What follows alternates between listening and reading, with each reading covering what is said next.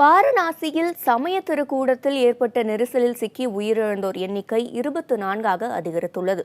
ஜெய் குருதேவ் பாபா குரு என்பவரின் ஆசிரமத்தில் நடைபெறும் நிகழ்ச்சியில் பங்கேற்க வந்தவர்கள் அங்குள்ள நதியில் புனித நீராடிவிட்டு ஒரு பாலம் வழியாக சென்றனர். அப்போது ஏற்பட்ட நெரிசலில் சிக்கி 24 பேர் உயிரிழந்தனர். அவர்களில் 20 பேர் பெண்களாவர். சம்பவம் தொடர்பாக காவல் கண்காணிப்பாளர்கள் 2 உள்ளிட்ட 5 போலீசாரை மாநில அரசு பணியிடை நீக்கம் செய்துள்ளது. சம்பவம் குறித்து ஆழ்ந்த இரங்கல் தெரிவித்துள்ள பிரதமர் மோடி, உயிரிழந்தவர்களின் குடும்பத்தினருக்கு தலா 2 லட்சம் ரூபாய் நிவாரணம் வழங்க உத்தரவிட்டுள்ளார்.